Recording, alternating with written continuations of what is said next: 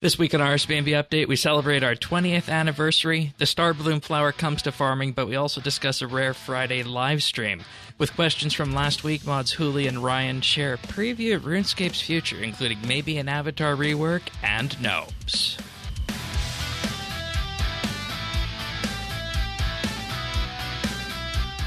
This is RSBANDB Update, episode 1041, recorded Thursday, June 12th, 2025. The Square Hole.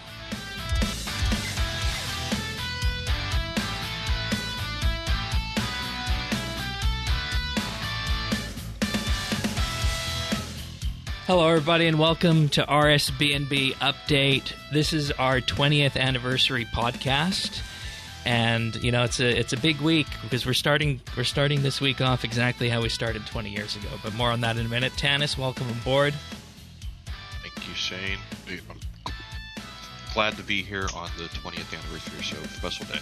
Excellent, excellent. And we also got Earth, who is a long-term fixture of RSBANDB Update. You've been on now 104 episodes. You asked me to calculate that. I won't tell people. Oh my god! I won't tell people which one you were on or when your other first contributions are. But it's been a long time. So I've been on. You said 104. This is your 104th. Wow, I am just slightly short of being on 10% of. It's 9.999.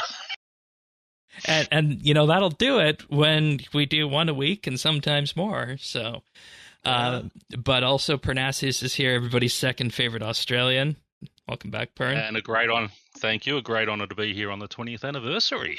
That's right. And, you know, I just want to, of course, open the podcast up by thanking our experienced here Patreon members for whom, without at this point, RSBANDB Update would not go this week. That's Amos Reed, Bladecom, Dominic R, Harry, Jason S, Jesse W, Lemon Lodge, Luminos, Ricky A, Runestar, Oasis, Snail Mage, The Naked Captain, and Tim. Big, huge thank you, everybody. And, of course, you'll hear more about our Patreon offerings a bit later in the podcast, but in the meantime, full show notes over at update.show. The Discord can be found at update.show/discord, and the Friends chat is in-game at BitsBytes. But yeah, I'm calling this one the Big 20 because we started this show 20 years ago. We published the first episode on June 12th, and we recorded it something like almost a week before in terms of, you know, editing it and figuring out how to publish it and everything. To that effect. And, you know, I had a co-host back in the day. Pika was his name, and he wanted to do a RuneScape radio show. I said the podcast would be the best format for that. I wanted to talk about some RuneScape stuff and learn how to edit audio, and lo and behold, here we are 20 years later doing the exact same thing almost, with changes along the way, a little bit more seasoned, maybe, you know, a little bit more experienced in it, but we've been through everything. We've had skills starting with farming, coming up on its 20th anniversary next month. We've been through the wilderness removal, the evolution of combat, the Sixth Age, and everything else in between, up and down. Metaphos, Tanis, you were there for that. Journeys to a Different World, Mazcab, you were there for that, Earth. You remember that one. But we also, of course, have had other golden moments too, like the launch of archaeology at what was a dark time for a lot of the world, and following from that, the Elder God Wars, and just the level of content that RuneScape went through and has grown into bringing us these headliners each and every month. And we wouldn't be doing this without our supporters, the backers, the hosts, and, of course, all the guests that have been on the show, whether it just be once or whether it be repeat and then they become hosts and fixtures. That's how everybody here started. Honestly, that's how the three of you started here. Yep. We also, of course, have had a lot of J-Mods on the show, which is something that a lot of people back in the day wanted us to get that first J-Mod episode, and we did, and then there was more. And we've even had the podcast published on the official RuneScape YouTube channel and on the official news post, which is, again, something our first and second co-hosts always wanted. We were able to deliver that. And we've been doing that by doing the news each and every week, talking about RuneScape, a little bit of technology along the way, and of course, our community. And, you know, I'm keen to pass this over to you guys, but we're starting this week exactly where we started 20 years ago, talking about a new seed, because 20 years ago is when the first farming seeds came out. So, big, huge thank you to everybody. And I don't know, do you guys have any comments on 20 before we move on and talk about this new seed? No, I was saying pre-show. I mean, you know, you're doing better than a better run than Big Bang, almost up there with WWE Raw. So 20 years is fantastic. And you know, sometimes it doesn't feel that long. And I guess the question I'll ask you, Earth, on this is, how does it feel to you? Because you were the youngest one that started with all this. How does it feel now? Oh God, making me feel my own age. Okay, thanks.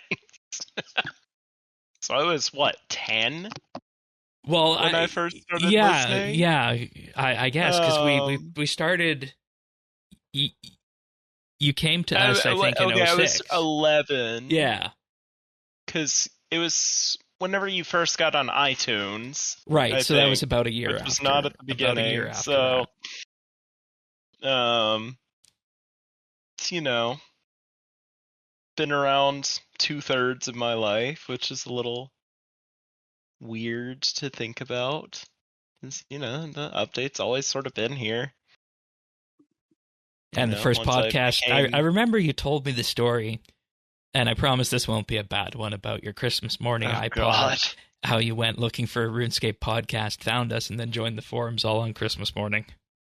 Yeah, on let's pull up the exact time. It was at 9:10 in the morning on Christmas 2006, but I think it was 8:10 because I think the forums do something weird with the join time, and it'll go back an hour in the fall. Classic 11-year-old move, downloading a podcast, right? Yeah. I also have -2 warnings on the forums. I wonder how that happened. Good for me. But in any case, Tanis, you started as a listener as well, and then we got you on after the Informer stuff on accessibility and skilling. Yeah, you know, you deserve a lot of credit. You know, and maybe someday, if they keep it up, Joe and Theo may get to where you are someday, because they ain't 20 years old. But no, I mean, when you think about it, who knew podcasting was going to be? Who knew it was going to stick around? And I mean, we were fortunate that we didn't get, you know, blown off of our ISP at the time where we were hosting this, and then we moved to Libsyn, and then we moved back once the cloud got cheaper and everything. But it was difficult to host audio files back then. Mm-hmm. Yeah. So I'm sure. And yeah, so I mean, I guess 20 years I'm been around for, I don't know, I think Informer was somewhere like 2013 or something like that. But just the sheer determination, man, every week, week in, week out. Look, that's something. And the dedication. I have a saying. If it needs to go in, it will go in. And I'm talking about putting the square peg in the round hole. That's one of my favorite analogies. If it's got to go in, it'll go in. It always has to go in. And don't tell me no, because if you tell me no, I'm gonna push that much harder. Oh, did I? Try to I'm gonna spit on that thing first, Shane. Shane, no means no. I'm sorry. I tried to keep it together. You've had 20 years of that too, Shane. 20 years of oblivious to English language. I was holding it in until Earth cracked, and that made me crack. Pern, what? You were a listener as well to begin with, and I think you just got on generally. Moving on. Oh yeah, I when I first started the game, the girl who got me started, said, "Hey, have you heard of this game?" I said, "No." So she introduced me to RuneScape, and I didn't know anything about wikis and podcasts and all that back then. And she said, if you want to get some ideas, have a listen to these guys." So I actually, and again, you download them to the iPod. So yeah, I downloaded sort of the previous years to when I started, and just sort of went through there. It was just in the car. I mean, my commute to work was between an hour and a half back then, and I was working 2 jobs as well. So to the other job, which was about 20 minutes away. So that was all that was playing in my car for for over a year. It was just podcasts. It was just the RuneScape podcasts that I could find, and yours obviously was the mainstay. There were a few others out there that came and went over the years, but and what I always liked about yours was they were succinct. They were always on point. There was no clickbaiting. There was no faux outrage about things. You just gave the news, gave great tips, and and that's basically why I stuck with it. And I think I got an invite on one day to talk about something, and we just sort of developed from there, and sort of get this sort of semi-regular spot. Right. Well, I'm actually on the show now, and that was, if you asked me 10 years ago, you're going to be a regular on that, I would have laughed at you. But it's great. And and to know that the show's 20 years old is just it is mind blowing. We are aiming to get the Help Wanted forum going again. If anybody wants to be in these positions that these 3 are in, the field is yours. But what do you say we start talking about what we talked about 20 years ago? Some new seeds. So, the Starbloom Seeds. It's got to go in, right? Yeah, that's right. Starbloom Seeds. Pop them in the flower plot. The square hole. Pop them in the flower plot. But which is a square. It is a square. It is indeed a square. Yes. So, right. In line the with square hole. next week's 110 crafting update. They are adding they added the Starbloom flower, and the idea behind this is that this will be used to make the new armor that comes next week with 110 crafting. And you can get these seeds, and I'll start with this. You can get them from mining shooting stars of size 7 or greater at a 1 in 200 chance per swing. They come from thieving, from master farmers, dwarf traders, and gnomes. I did not do the dwarf traders. Pern, I know you checked out the master farmers. How were they? Yeah, they weren't too bad. I just threw on the aura and went down there for an hour to see. I think I picked up 13 of them on that first run. Okay. But yeah, most of ours have come from my Slayer runs. So yeah. Yeah. I've been doing the gnomes, and they're a good source for them. Take the full meta thieving outfit of the camouflage outfit of the Traherne exoskeleton or a crystal mask, and light form, and then you can use persistent rage and heal up, or I assume this will be patched in next week or so. There's a spot on the first level of the Grand Tree at the southwest corner where you can actually utilize the bank healing area to pickpocket the gnomes, and I was doing this with the new Oblivious perk that came out a couple weeks back to mitigate the stuns. So that's been my way of doing it, and I have had more than enough of these seeds to plant, and I've been slowly trickling them into the into the ground over this week.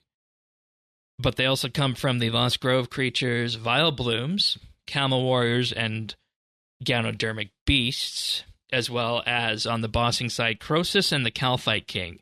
And they note that these will replace Quorum Seeds on the Calphite King and inert Adrenaline Crystals on both Camel Warriors and the Croesus table.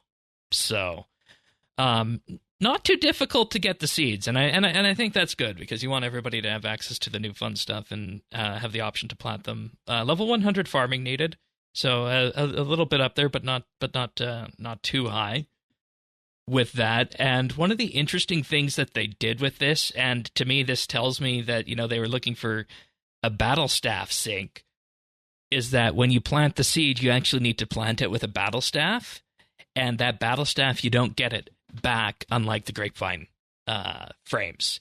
So this is another sync out of the game for battle staffs. Not that unlike the. Did you say unlike the? Yeah. They patched it a few weeks back with the farming ninja finally strat. Good God! So that you no longer lose your planks on a grapevine frame. Thank God. Took him long enough. Yeah, you can thank Mod Sponge for that.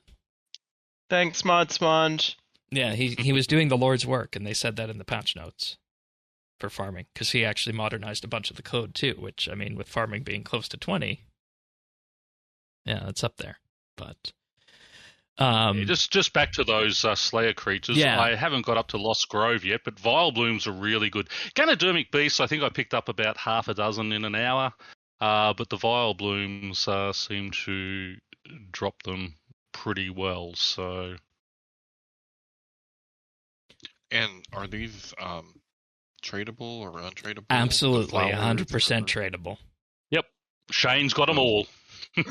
Yep, been incorporating them into the herb run on both the GIM and I have a stack of growth potions that I'm going to burn through this weekend, just harvesting flowers on the main, and that's something that I've been waiting for a long time, an excuse to burn some of those. And each flower was selling for about 38k on launch day.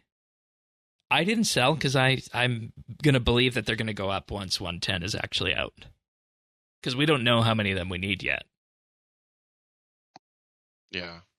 I'm just so happy. Like, when we first heard about this, all I knew was the shooting star. So happy. Which are obnoxious. Which are obnoxious. Yeah.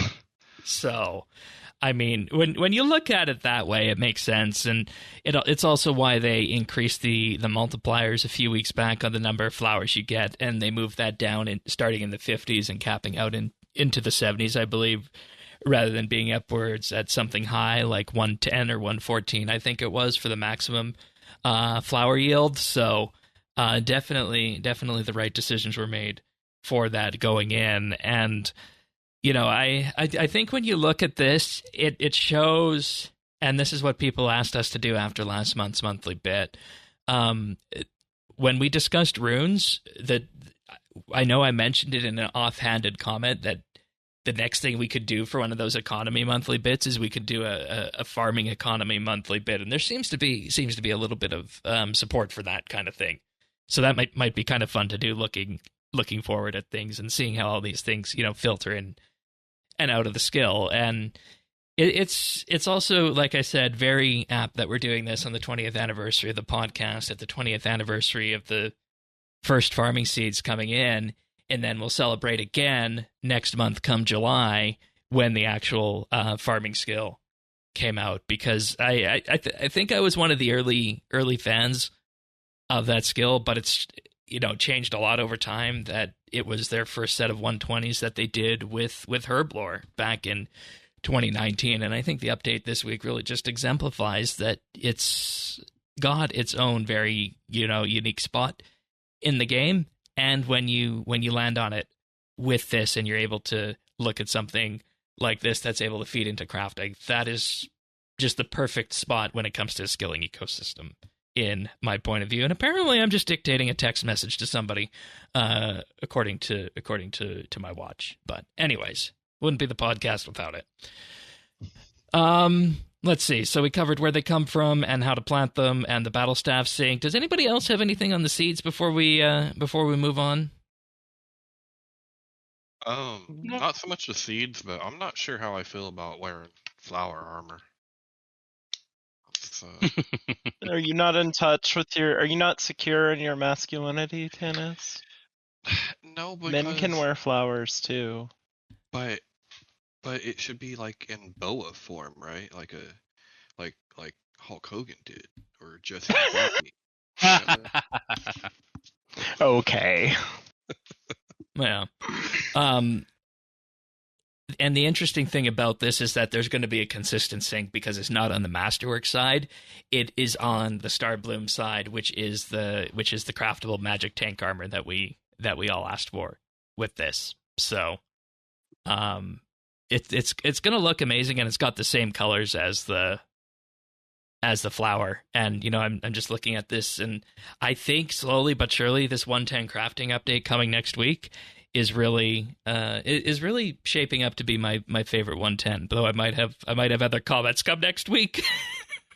I mean, we'll see, but this and especially the tank armor, but it reminds me of kind of like of what Ports was Yeah. at that. Yeah. This is almost like start at tier 85 tank and upgrades to tier 90 tank. Yeah, so this is like I see a lot of ports. Right. Like, and then this also sits kind of adjacent to Cryptbloom as well, without the all OP stuff that Cryptbloom does. So through the magic of editing now, folks, we're going to jump forward and talk about the Tea Time live stream that happened on Friday. And, we were wondering where to put this in the show, and I think it's the right call to put it in right after the flower, the key update of the week, because this live stream was definitely something that we didn't want to wait until next week to cover, but it needed to be covered. It was a live stream hosted by Mods Hooli and Ryan, with a collection of people from all disciplines across the company. We saw Mod Shrike and Mod Rowley. We saw Mod Pigeon and Mod Iago on the combat side. We saw Mod Anti, the associate art director, and Breezy and Stu on skilling, and so many more people. Earth is not able to be here for this addendum or insertion, as we called it, but Tanis and Pern are here carrying off from this, and the Avatar rework is unshelved. Let's just start with that. That was the shock of the stream. I think I don't think anyone was expecting it, and the chat went off. I mean, the Avatar doesn't really bother me that much, but looking at some of the art that they had for it, or the concepts of the player avatar was very interesting. And someone has put up on Reddit a match of them. They've gone and found the old ones and matched them to the new styles, which I'm just looking at now. It's quite interesting. Yeah, night and day differences. And the thing that pops out really, to me about the Avatar rework, and I was complaining about this last week, I think, is that you put a bond in or money in to buy something like the Time Mage outfit, and then it clips with your skill capes. So I hope that the Avatar rework will be able to prevent some of that sort of stuff from happening. But go ahead, Tanis. Well, they were saying, I was just going to say, they were saying that all the stuff they're making now is designed around the new Avatar model. So it's not a matter of if, it's a matter of when. They were talking about all the cleaning up they've been doing over the past couple of years of all the programming and such, and just cleaning up a lot of that spaghetti code and things, and getting it all up to date. So it sounds promising, and it sounds like it's an issue they are aware of, and everything that's coming out that is being designed now is being designed on the new Avatar model. So yeah, I found that really interesting. Tanis, what's your take on us actually getting this now? Or going to... Well, I should be clear. It's not on a roadmap per se. That doesn't mean... Right. I mean, we don't necessarily know that it's coming for sure, but they are working on it, and it could go on a fall roadmap or a spring roadmap.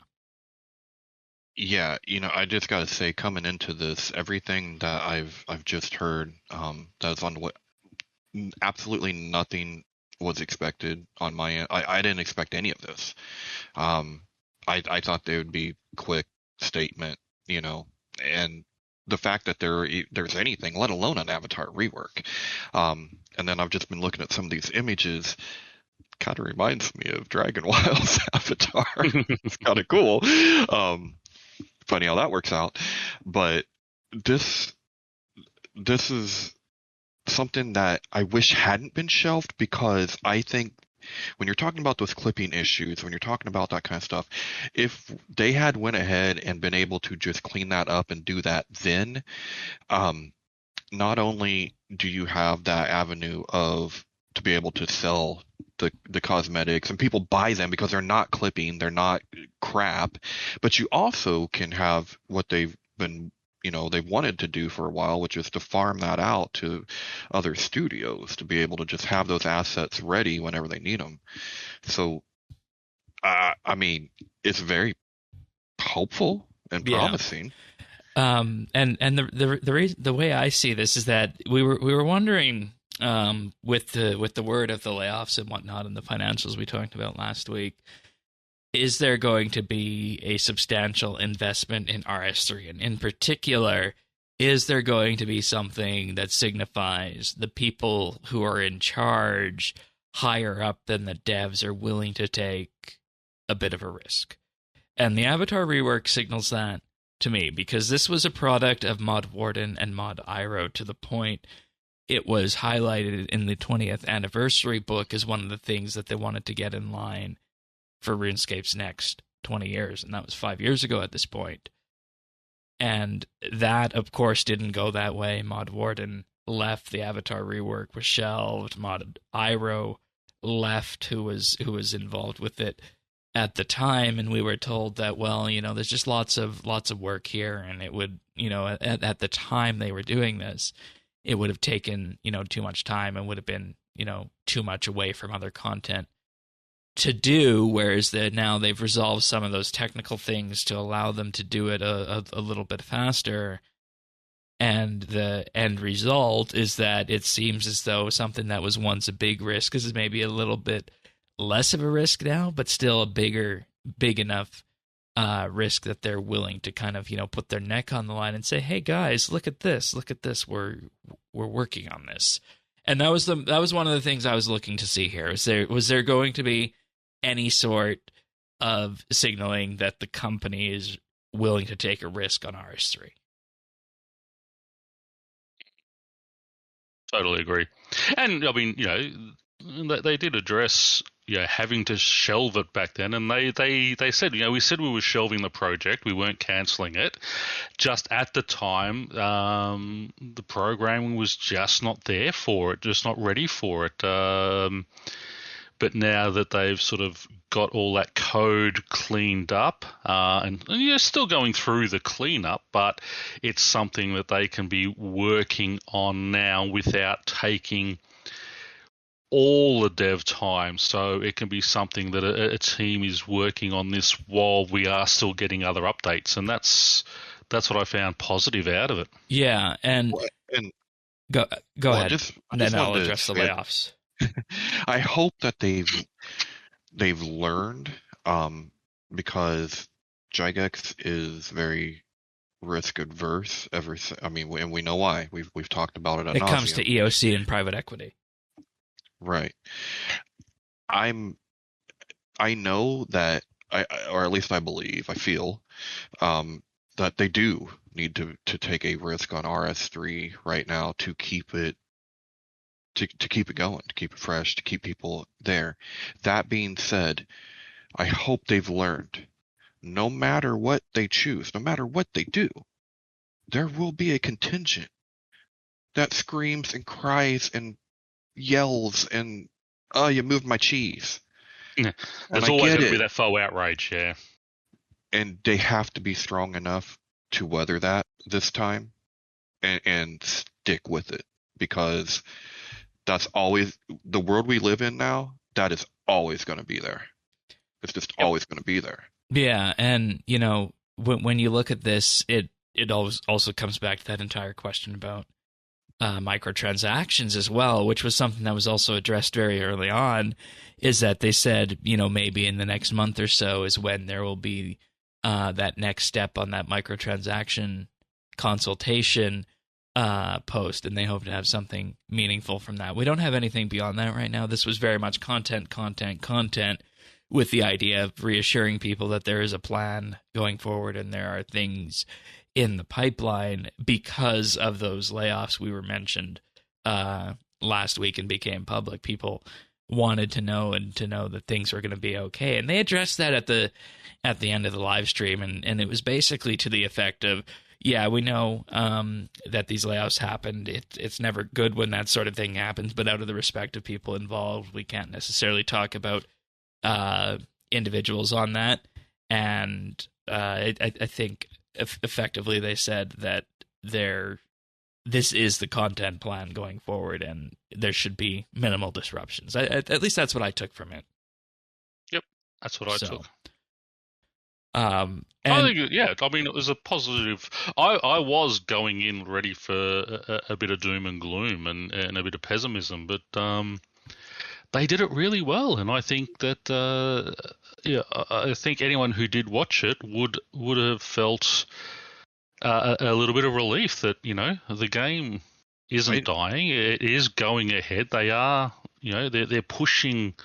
They are pushing the boundaries on some things, and still getting plenty of updates, and the talk of what is coming, what is being worked on, not single storylines on quests. We are getting back to finishing some of those Fifth Age quests, which we've been, how long have we been asking for those to be wrapped up? And they are being slowly worked on. I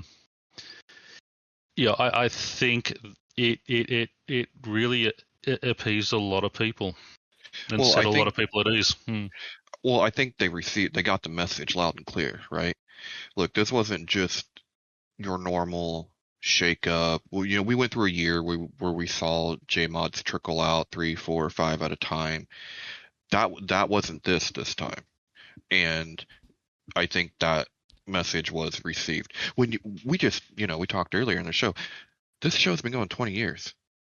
Last week was the only time Shane has ever been concerned coming into a show. Well, no, I was concerned when the Wilderness and Free Trade was removed. Yeah, but fair also enough, but come on, this was significant, and I think they heard that and really hit the right note, which good, because they don't always do that. So that was but I think, again, I mean, I was as shocked as everyone and as concerned as everyone, but having that sort of couple of weeks to think about it and seeing what they've done here, you sort of sit back and think, well, let's look at this objectively. We've put in a new CEO. Phil Mansell's been there, or Mod Pips has been there for a decade or so. It was probably that time. They've probably been thinking, listen, we do need a bit of a cleanup and a restructure of the company. Perfect timing to do it. He's gone. We're bringing in a new CEO. We've got the new ownership. Let's just bite the bullet, restructure right now, get everything done. And it's a shame because I think it is because of, especially, I mean, all the mods who were sort of tossed aside. It's hard, but I think because they've been there years, like most beyond DOC. DOC. Jack and Timbo are those two. Jack's given us so much, and Timbo, as you said, all balancing sort of runs through Timbo, and we've always had that. They're two front-facing mods, and I think that's what sort of got everyone on the back foot. But having listened to what they were talking about, having seen some of the plans, and what I did, they were the same again with this. Listen, we're working on it. We'll get it there. We're not giving dates because we don't want to make promises we can't keep, and I appreciated that. Yeah, and the thing that does come through all of this is that maybe the change had something to do with the fact that this is, if Mod Ryan stays in that role, this will be, as they say, generational change. Granted, he's been there for a long time, but he hasn't been in design as long as some of those people who had left. And what we're effectively, I think, seeing with this mid-summer, early summer rather, content update, I won't call it a roadmap, but this content plan update, It feels an awful lot like old school because, like you said, they are diversifying the storylines so that rather than just focusing on one, there will be the bandwidth to focus on multiple, and that brings you things like I know the one thing Earth was consistently messaging me about when he was looking at the stream. Gnomes. Elemental Workshop was mentioned as well, as were the dwarves. So there's opportunity going forward to fix and, pick up some of these storylines. And the same thing applies to skilling as well. Is it just won't be the 110 updates. They're looking to do things like the invention update as well that they did with that. Yeah, I mean, look what we were just talking about earlier. When we're looking at pain points or things with thieving, it may not, it doesn't necessarily always have to be on the 110 side. We can let's rip Pyramid Plunder out and fix it. Make something cool. You know what I mean? Like, it doesn't always have to be in that area, and it does look like that'll be diversified. And I wonder, since you know a little bit more about this, Shane, does that having that many irons in the fire, does that help them stay on a consistent content release because they can have different projects that are kind of shelved and done that they can pull, or am I just imagining? Well, that's been the sense with old school, but there's two differences and two potential roadblocks for that. The first one is RS3 specific in that the RS3 projects take more time in the pipeline than old school updates do. It's just a simple fact with how much more graphical fidelity there is, how much more goes into these updates unless you're dealing with something massive on old school. And that gets me to the next point, is that we've actually been in that same sort of early 2023 dry spot in old school as a result of most of the team being pushed into the final Varlamore update, the last bit of the Western Continent expansion. And it's the exact same thing, where if you put too much into one of those large updates, it can affect everything else. So I think the thing that we do need to just be cautious of is, make sure that not too much is being juggled at once to the point where you don't get it that the dev team is spread thin, because that's a real risk. But when it works, you do have a very compelling slate of content available. I guess when it doesn't, it does. And I guess we've seen too when it doesn't work quite right, and then you end up having to have unfinished business and an engine team and and you don't want to get to that point here. And that's the thing that I feel like maybe the team is going a bit backwards to, is that they're going back to how they used to be pre-Menaphos, dare I say. And I just don't want to see a list of things get talked about and then get put on a backlog and need to do an entire 6 months of unfinished business like they did after Menaphos. So it's going to require very careful management for however they're doing this. But it sounds like they are doing that. They're not releasing dates. They're saying, listen, these are the things. We're not going to give you dates. This is what we're looking at. This is what we're doing. This is what we're working on. More info, TVA. Yeah, you got to have the square pegs, right? If you're going to pound them in those holes. That's it. you got to have the content there. You got to have the idea. I must say, perfect timing to release the stream, because I think it did, it did do its job in cooling the jets of some people who were sort of.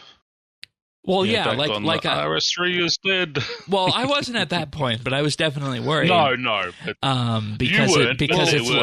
I was worried because you get to this point and you realize, oh, this is some very, senior people. Is this a reduction in forces to the point of, not being able to, put out content monthly and moving to, say, every other month?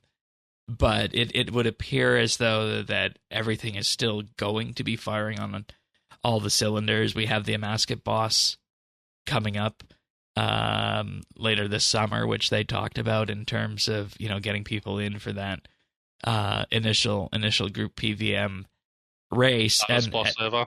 Yeah, and you know, we'll see how that is. They've said that before, but I know the people behind that one, and they'll do their darndest to deliver on that. But when it comes to combat as well, they're saying that they're willing to do things like rebalancing certain aspects of combat. They specifically cited Old School's Project Rebalance, which was a project that effectively shook up Magic to the point that the standard spellbook has many use cases in game, and it was something that, you know, nobody really anticipated, but it did an amazing job. And, you know, when you look at combat in RS3, there's just so many different levers you could pull on that at this point to, you know, just do tweaks around the edges. I think that could be really interesting if they do manage to shepherd a project like that through. And especially since, I mean, that is exactly what Old School was supposed to be, that testing ground for things like that. And then when they're successful, bring it across here. So if it has succeeded over there and made both, you know, the normal spell book appealing again, because once you get ancient magics on here, as long as you've got the runes, that's where you stick to it. Yeah. Janice, were you going to say something before Pern started there? Or? Oh, I just wanted to say, just kind of going back before the combat, that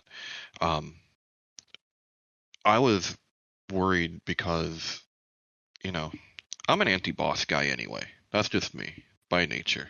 And this space that we're in is a weird space, a space that not that we're like, you know, Jack and Timbo and all that, but people almost feel like they know them, like people feel like they know us, right? Because they invite us into their podcast every week, and so you kind of you felt that, you know, you really felt that, and so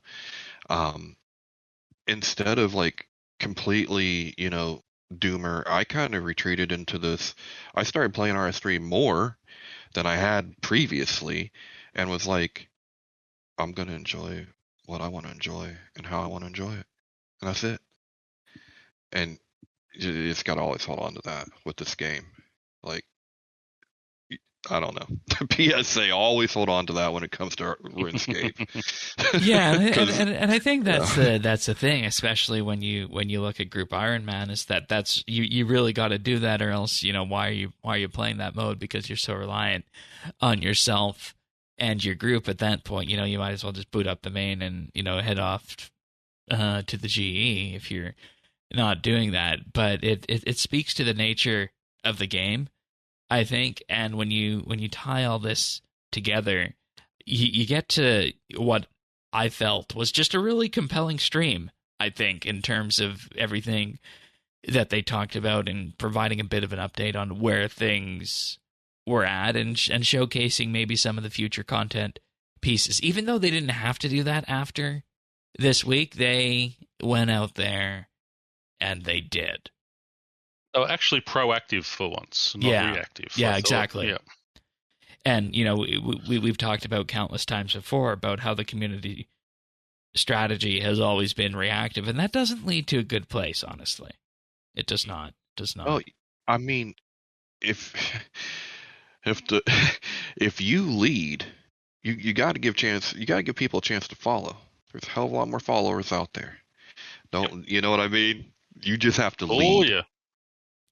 Well, it's like we talked about back, I forget when this was a big deal for us. It might have been after Menaphos. It might have been Anachronia era. I think it was probably 2019 Anachronia era.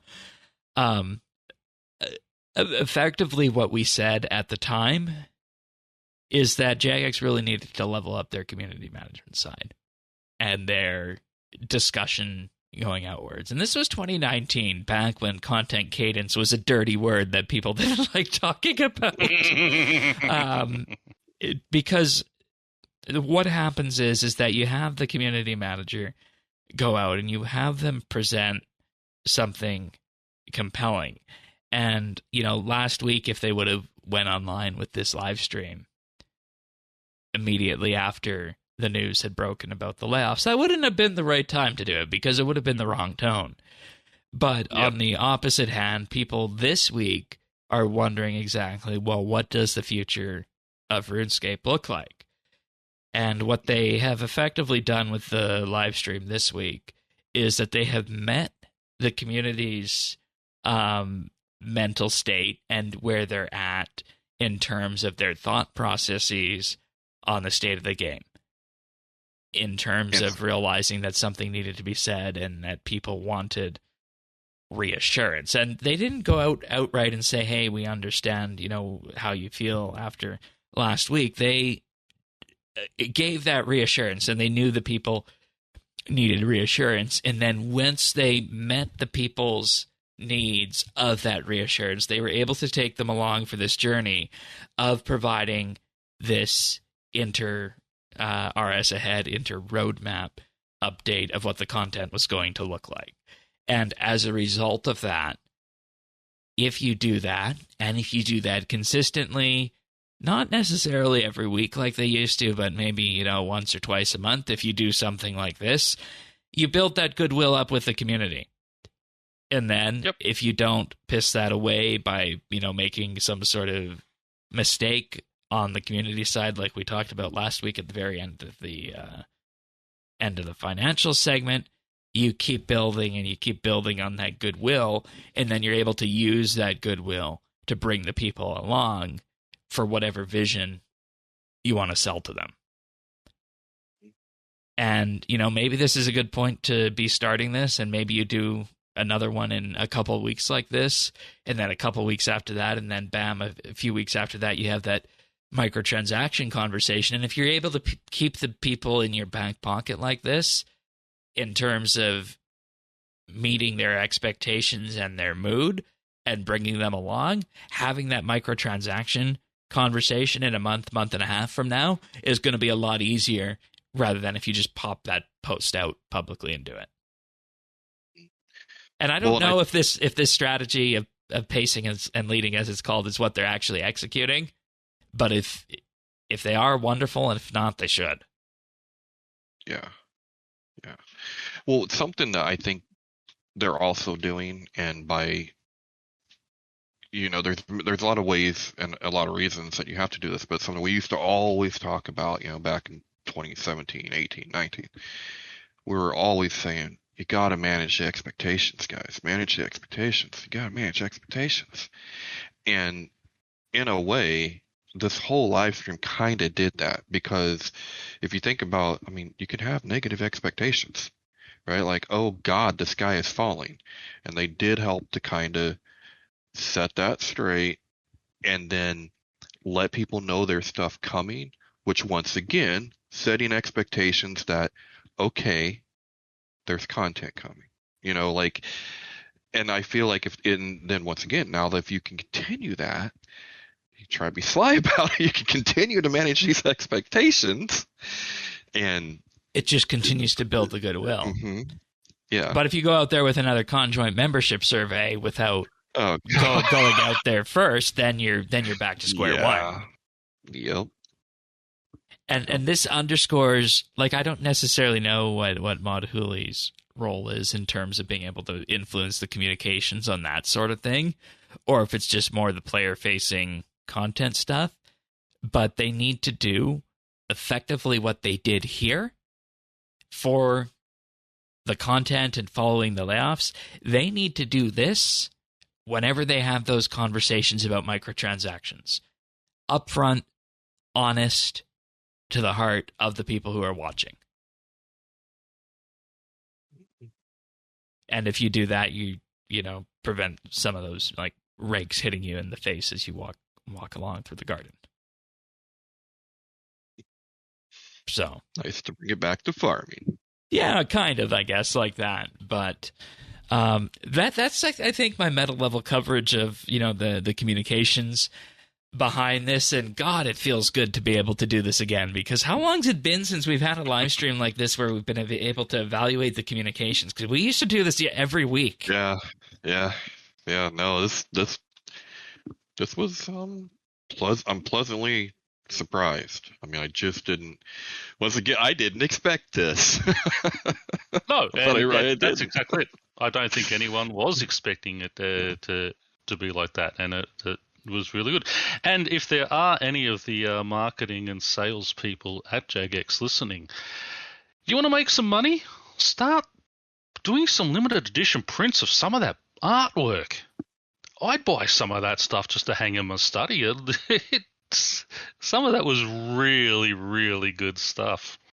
Yeah, they need to look at doing that for every major Yeah. content release, you know, have like the concept art or something like Yeah, that be able to be limited edition sold on the prints. store. Yeah. Yep. Because the Havenhide stuff that they were showing, holy crap. Oh, I know. I can't wait till we get the high resolution versions of the vampire area either.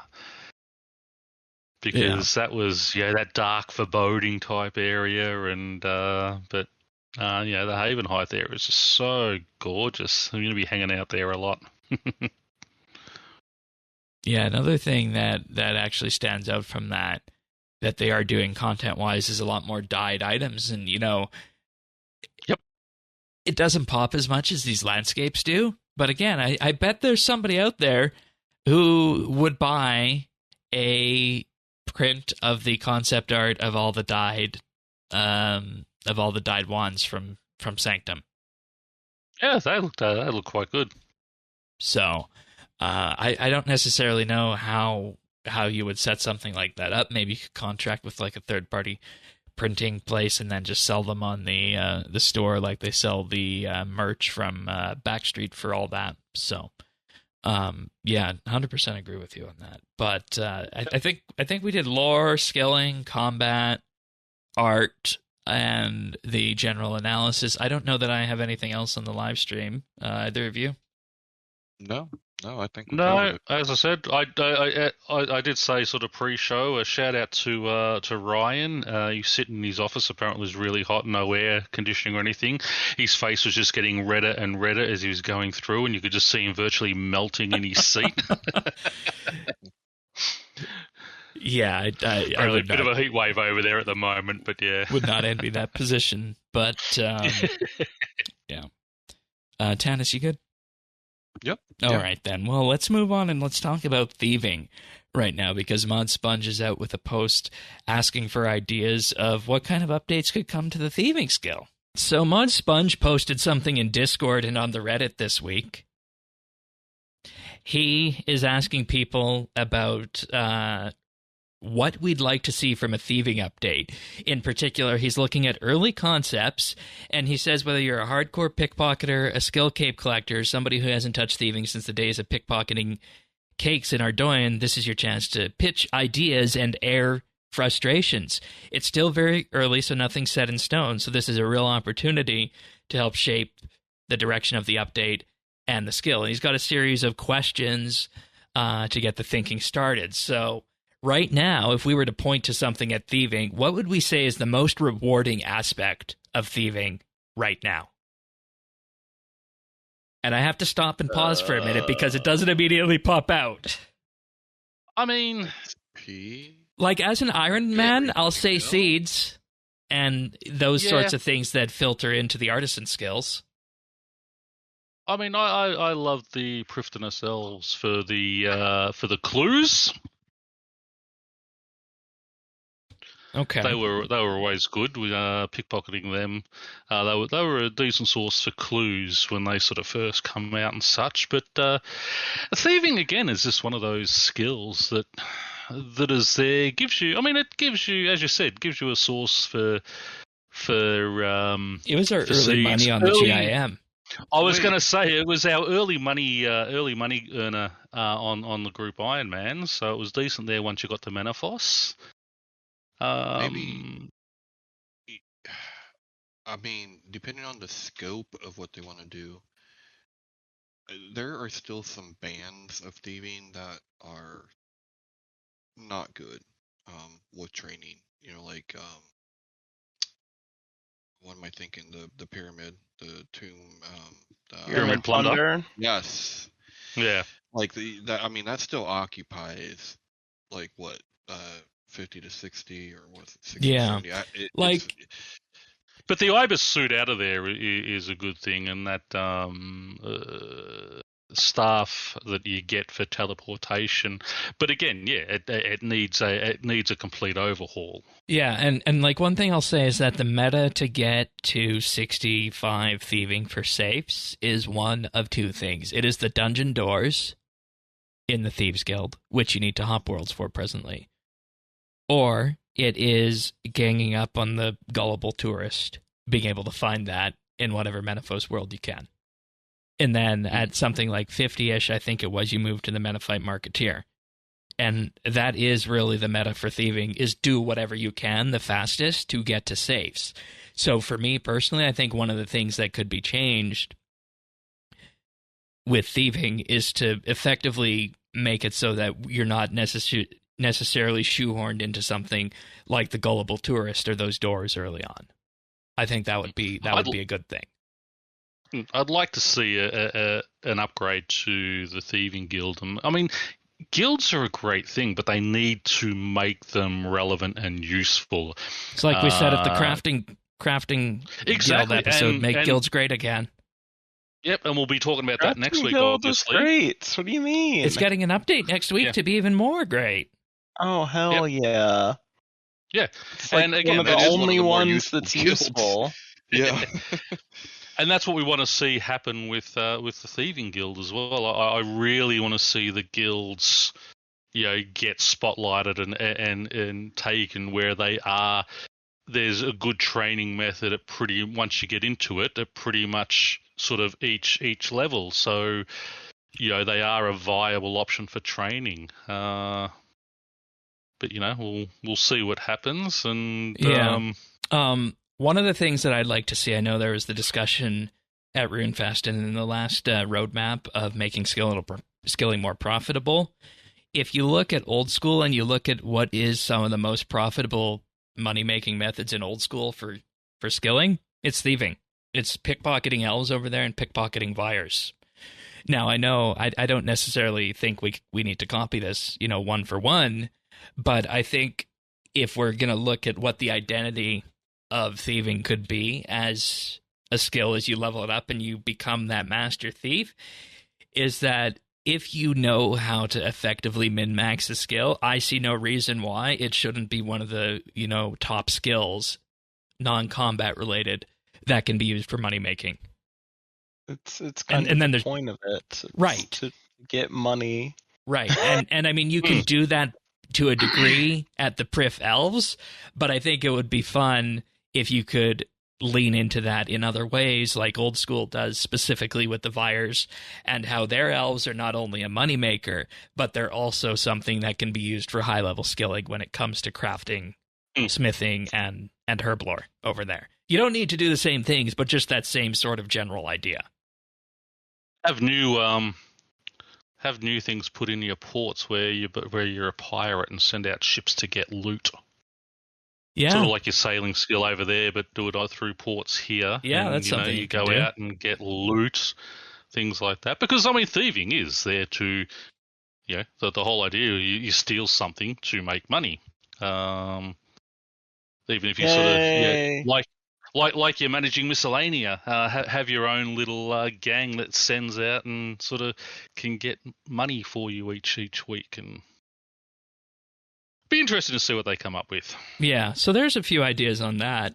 And then I guess the next thing we go to is that there's a question, would you prefer more passive trading, active methods, or something totally new? And I think the answer to that is in between, kind of like you can do with the safes, where you can do it actively or you can do it passively. And the reason I say do it actively, if you're aware, is because that episode was one of the hilarious accessibility ones. Sirion and myself were on that episode, and Tanis, the blind person here, tells the both of us that if you click it's true. If you click the safe when it flashes, you get more XP, and neither of us realized that. Yep. Well, it's quicker to open, basically. Yeah, you got more chance of opening it. So, something to that effect, and then I guess it makes hold on. You're talking about safe cracking? Yeah. Yeah.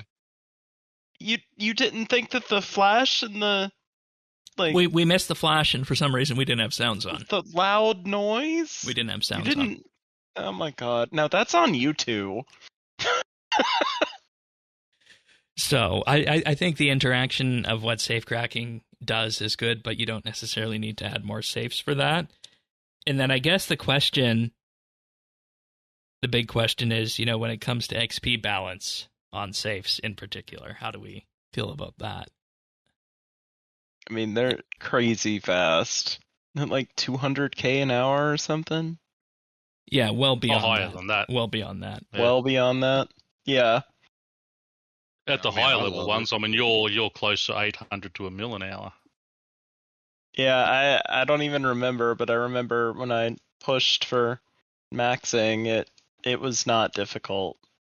Right, and then the question is with 110 Thieving coming down the pipe eventually early next year, what does that mean for those methods? Do those need to be rebalanced at some point? And I think if you have those discussions, be transparent about that, because I know how you feel, Tanis, about skill XP nerfs. Well, people's been trying to nerf safe cracking since it freaking landed. And it's had a couple nerfs, right? So, like, I don't know. But it's only, I think it's when it's okay active. right now. The question is, does it eclipse anything that would come after 99? But the other thing is, it is also to get those top levels, you have to be paying attention, and I think you should be rewarded for that. If you're playing active, where you're watching the screen for that flash, it's not something you can flick your eyes back and forth between occasionally. You have to watch the screen, and I think you do deserve the high XP rewards for that. But I think there should be, like, the normal XP reward. I mean, like archaeology.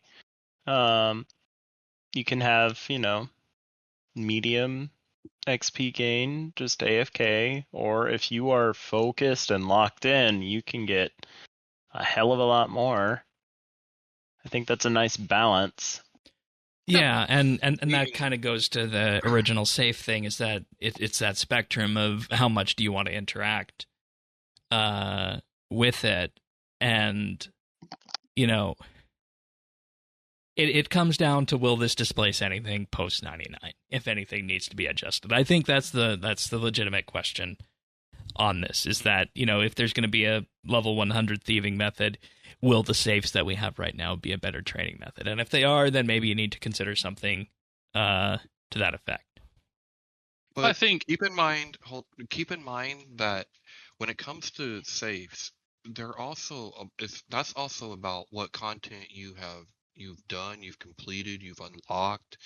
Like, unless you are high up in the game, like you've done you don't some have access pretty to all those elite best quests, safes. you don't have access to these stuff. So I think there's something to be said about that too, because like if a 110 method comes out that doesn't require you to do anything other than just ritual and margaret and things like that. Yeah. So I mean, I feel like it deserves some credit for that, right? Like, yeah, that's you fair. got to go through a lot of content. And again, they can offset XP with money making, because we need more proper skilling money making methods. Yeah, and I think that's the biggest point that I'd like to see with thieving, whether that be something that comes before 99 or something that comes post 100, is maybe make the post 100 stuff minimal on XP if we want to keep safes how they are, and make them some of the best skill money makers in the game. I don't know. Yeah, exactly. I mean, keep the XP sort of on par with safes, but make it a good money making method, because thieving is all about profit. So that's what we should be getting out of it, is some of the best skilling money making methods. Are there any? Go ahead, Tanis. I was gonna say, if there was anything I was gonna do with XP, it would actually be to boost old, just antiquated thieving methods. So the pickpocketing installs. Yeah, but especially monkey.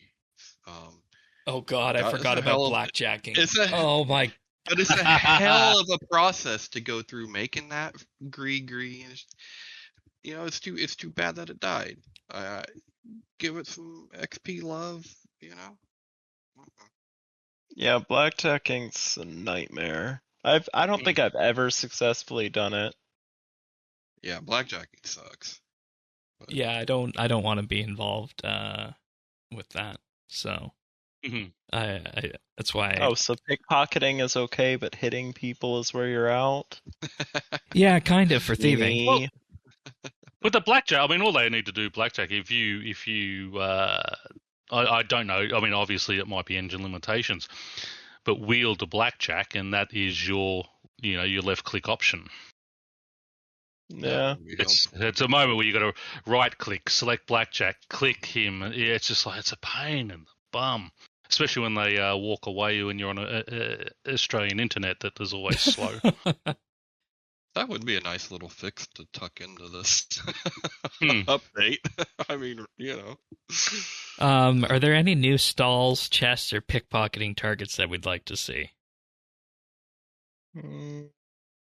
Pickpocket the king. There you go. That might be interesting. 120 reward. It could be like dragons or something with 99 summoning. Ooh. It's a pet. You could get some special cosmetic. Yeah, that might be interesting. I know non-boostable. I know one thing that we when you look at the other options that are out there, I know that the Tsar pickpocketing is interesting, specifically with the requirement of a fire cape and the requirement of ice gloves in old school, and that those are, again, something that's really lower on the XP side, but they're an immaculate source of gems on old school, believe it or not. Now, you don't need to do something like that, but maybe lean into some of those other pickpocketing targets, like the Tsar or Gillinor's royalty, like Pern said. Or, maybe like they added the Cruxical Knights, add a different group of people out west that would do similar, that are wandering through the Ardoyan market, like a souped up version of a guard or something like that. And give us Torstal Seeds. Yeah, we were talking about that last week, weren't we? Oh, that's such a pain in the neck, Torstal Seeds. So, and when you look at all this, I think thieving's in a good skill, or in a good spot right now, but there's just so much more I think that it could be when it comes to the money-making side, and I'd be hesitant to touch the XP on it based on our discussions we had here, and I think that's where I come down with it at. So, any final thoughts, thieving-wise? Anything to that effect? Just that our player is not a good person. No, obviously not. But what if we were I'm a just great stealing person. hearts? I don't know what y'all are talking about. Yeah. What was that, Tanis? I said, what if we were just stealing hearts? Oh, with the heart I do stealer that quest. everywhere I go. the gigolo skill. Yeah. And I think at the end of the day, it was one of the first member skills that came out, and if you extend that out and you say, well, what would it be like today if they re-released it? I think that's what the opportunity of this update could be to consider on things like that. So that's thieving. I don't know if there's any specific update that Sponge has in mind on this, or what the time frame is for this, or if this is just gathering ideas. But there's a thread on Reddit, and there's a thread in the Discord as well, if this is something that you're interested in, or if you like any of our ideas, you can post them there. All right, I'm going to thank Credit if they do the cosmetic thing. Yeah, that would be good. I'm going to thank some Patreon supporters right now, because that's the perfect thing to do on a 20-year episode. So this week, I'd like to thank Alvaro L., Amos Reed, Arvids L., Bladecom, Chilbura, Dominic R., Duramax, Gila Fleur, Jade Gizmo, Jason S., Jesse W., Keski, Lemon Lodge, Luminos, Mongraph, Pernasius, Ricky A, Robbie D, Runestar, Samuel FL, Scott DS, Shirt Pants, Oasis, Snail Mage, The Naked Captain, The Dabbing Goat, Tim, Ukulele Steve, Woody, Zant, and Zazakon. Big, huge thank you, everybody. If you want to hear more about this, head on over to patreon.com/RSBANDB. There we have 3 tiers of support available, with sometimes openings up into the experience tier. You get everything for as little as $1 a month, and in doing so, you'll be supporting the podcast. You'll be gaining access to an entire back catalog of monthly bits that we call them bonus shows, and we just did that one on rune crafting and the rune economy. Farming might be up next. We might do another tier list. We might do some combat things. The world's open, and there's 80 plus of those episodes. Patreon.com/RSBNB. We also have the VIP tier, where for $3 a month you get a VIP rank on Discord, including chat channel access, I mentioned on the podcast at the start of the month, and high-quality stereo versions of the show as well. And we do also have our Insider tier, where for $5 a month you get a shout-out on the podcast each and every week and gain exclusive access to the outtakes that we use to make the clip show at the end of the year. And it looks like we do have one spot available presently at the experience tier if anybody is interested in that. Those people get the shout out at the top of the show, and they also receive periodic mail outs to coincide with special occasions. Oh, and what is this week, you might ask? Yes, we are doing something for the podcast 20th anniversary. I'm not going to spill the beans. I quizzed Pern and Tanis on this last week, but do you have any ideas about what people might be getting for the 20th Am I anniversary? finally going to get a paycheck? That's what everybody asked for when I asked, what do you want from RSBANDB? That's what you and...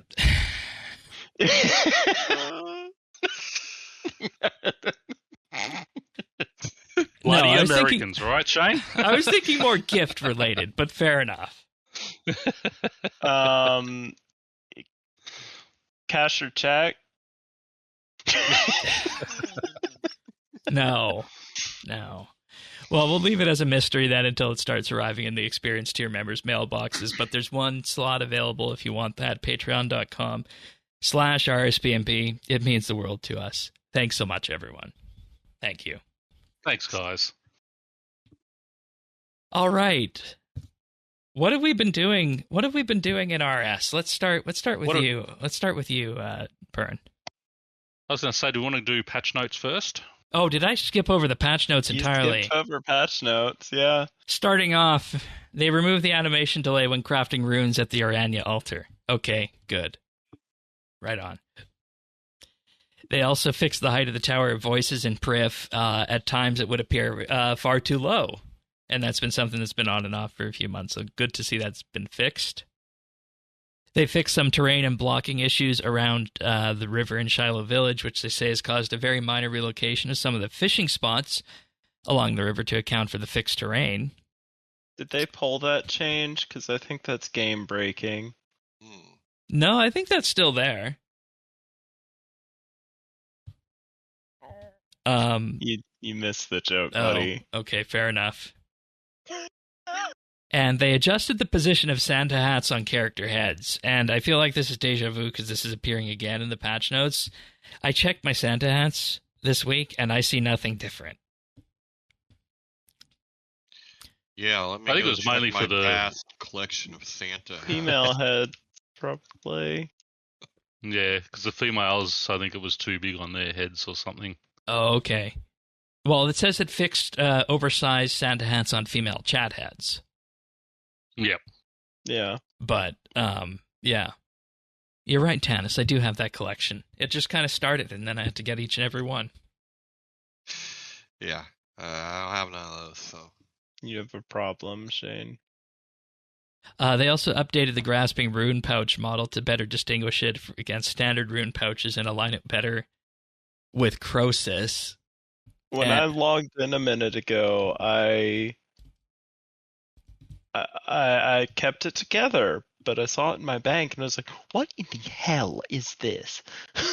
Yeah, there's supposed to be fungus growing out of it. Yeah, apparently. There sure is. The idea is to showcase the vegan rune pouch to separate the differences there. So If you say so. in PvE and PvM in particular. See, and I thought it was just in celebration of the mushroom lady here in Victoria who poisoned her family at the moment. You have a lot of weird stuff going on in Australia. Oh, we do, yes. Anyways, they also fixed an issue where if the player asked the fancy dress owner in Eastern Vermont to craft them more than 1.1 billion gloves, they would be charged for those gloves but receive nothing.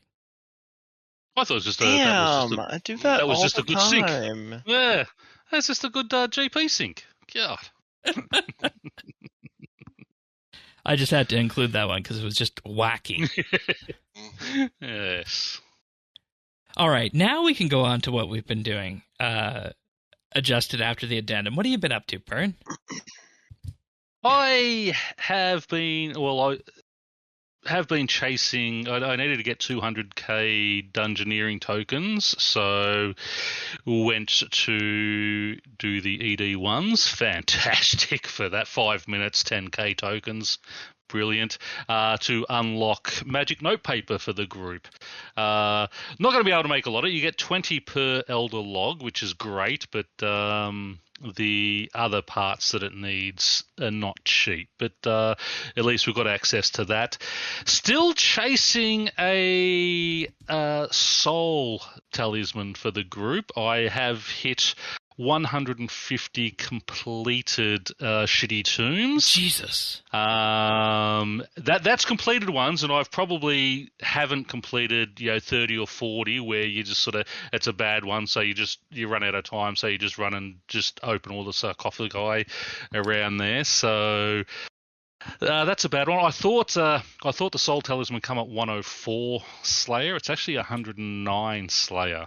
So I can't get my elite diary done until I get a soul talisman. So that's basically been it.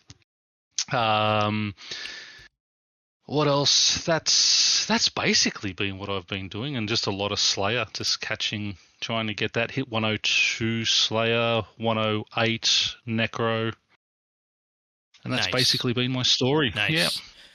As for me, I went questing in the desert. You mentioned shifting tombs. I went questing in the desert and did desert treasure. I did not die, nice. but the shadow diamond and its lock-picking part in the desert took as long as the other 3 diamonds combined.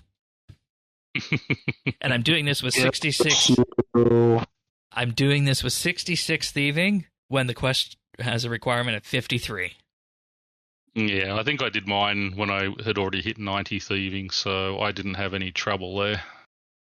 Yeah, that was probably smart. But aside from that, I got 74 archaeology, which is a City of Sentistan requirement, and I embarked on the task of restoring every artifact in my bank to hit the number of restorations that was needed for associates. So I'm going to finish that up after the show is done tonight. And there was something else with archaeology that happened? Oh, right. I got the archaeology pet at. Thank you for your.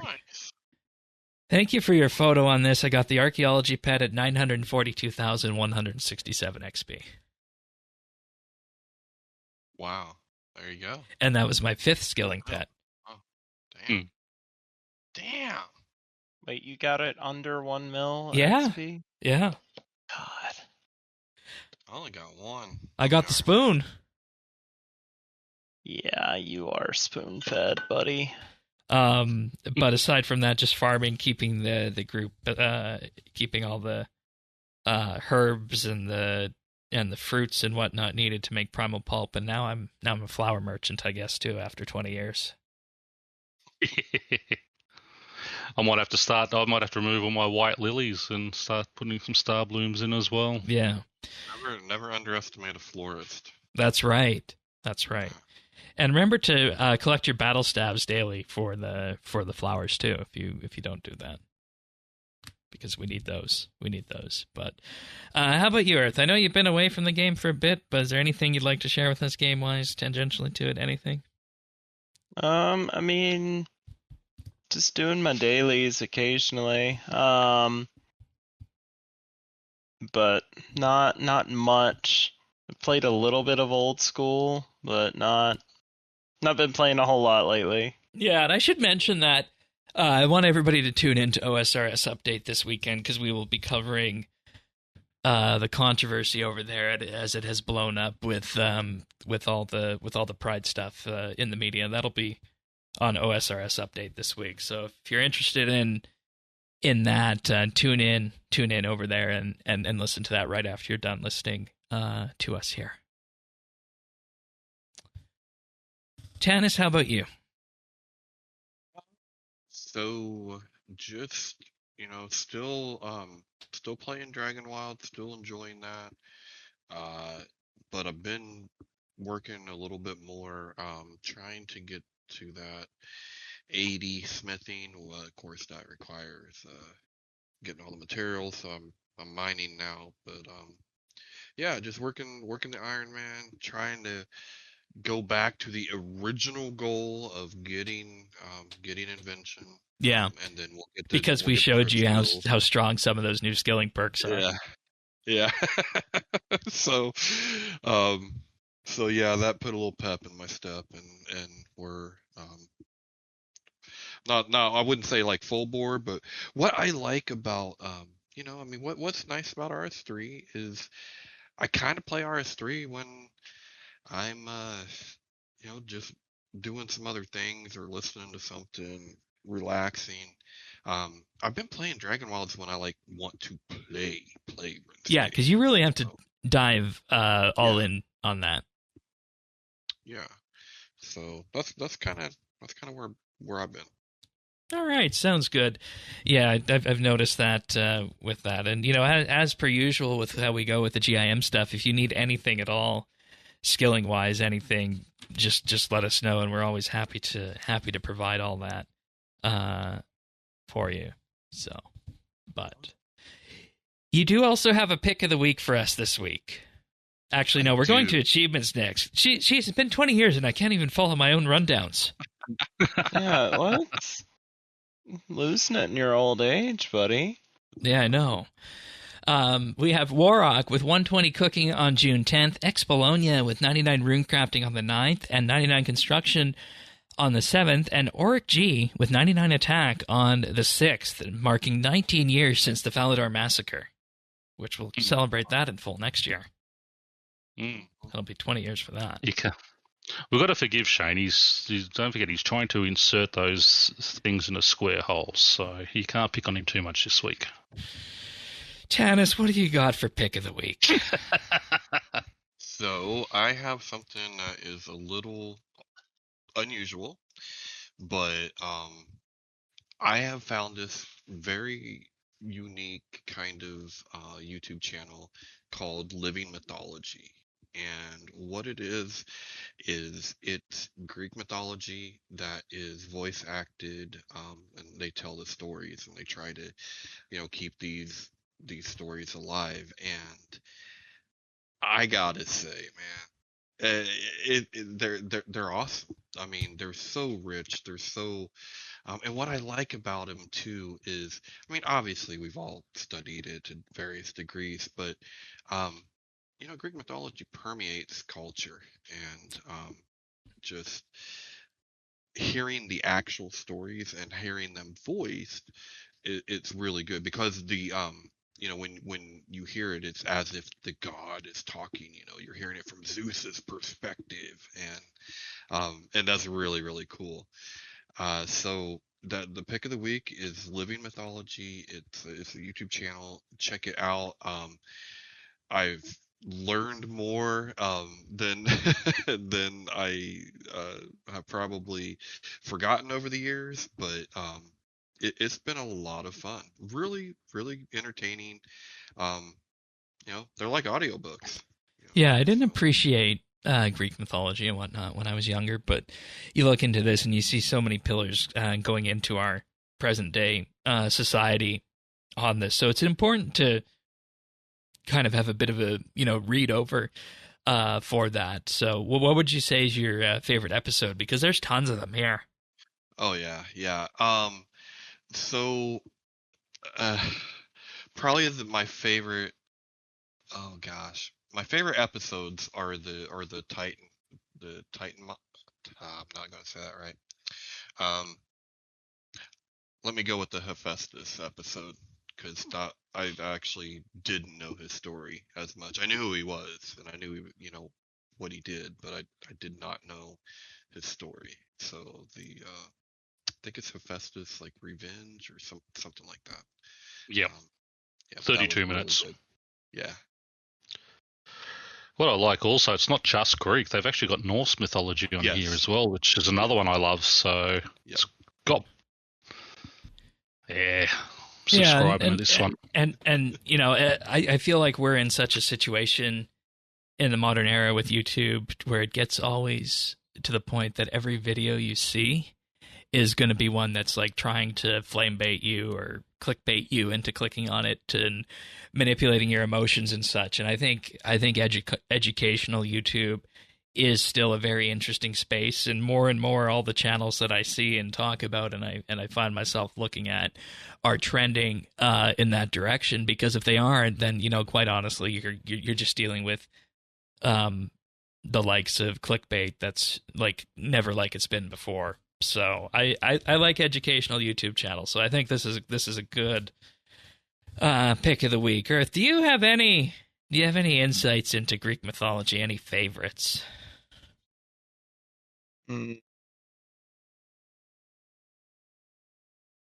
It's always been something that's interested me. There's not really,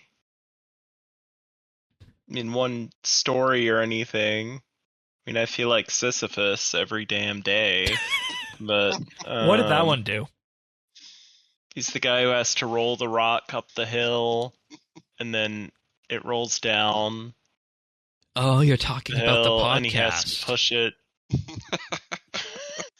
I wasn't actually. I was thinking more of my occupation and some of the people I have to deal with, but, Okay, that's fair. That's fair. Also, like, not that laundry. Bad. Yeah. Okay. Makes sense. But that's YouTube Living Mythology, link found in the show notes over at update.show. And I should note that we are recording the bulk of this show on the Thursday evening like we normally do, but the bits about the live stream, those will be recorded after the fact. So if we're in a very upbeat and chipper mood right now and the live stream necessitated that we should not be in that mood, I'm sorry, we didn't know what mood we should have been in after the fact there. So there was a bit of editing magic on this episode, a little bit different for us. But does anybody have anything else before we go? Any comments on the Big 20? Anything else? The Big 20. Well, here's to 20 more. Yeah. Let's not commit myself to that. I try and go a year at a time. I've already committed you to 20. Oh, God. Well, as long as the game's alive, Shane will be here. Yeah, that's true. And that's right. I mean, if Earth's going to commit me to 20, I feel like I have to sign him up to be co-host again at some point. I mean, you going to pay me? He'll pay you in laughs. He'll give you lots of things to laugh at. I'd bring those. Yeah, but Shane says them. You just point them out and laugh at them. True. Tanis, always good having you on, and I feel like we've been here forever doing this. Nice subject change, Shane. I think you and I just got the shaft there. Yeah, I love it. No, I was going to come back to you guys. I just wanted to go to Tanis as we wrap up here. Yeah, no, thanks, Shane. It has been a joy working with you, and I know no one would actually say that to you, but it's fun. Yeah, and I mean, I do things out of coincidence sometimes. Like, he thought a few months ago, I was, I have a feature coming up for our 20th year, and he thought I Elon Musked him and everybody else by asking, what do you see your role as for the podcast? And he thought I was doing some Elon Musk thing, because apparently I did it on the exact same day that Elon Musk did it. Yeah. Same day the news broke. I'm like, this mother. It wasn't. I had no idea it was the same day. Shane. It's all right. That's why we love you, Shane. There was only one. There's only one of you. Yeah, and of course, Pern, thank you for being here again. From your story, just always good to appreciate your insight on things. No, it's always great to be here, and as I said, again, thank you for the honor of inviting me onto the 20th anniversary show. It's amazing to think that you've been around that long and still entertaining and keeping us informed. Well, I'd like to think it's informative. I don't know if it's entertaining, but it's definitely informative. It's always entertaining too. When I'm here.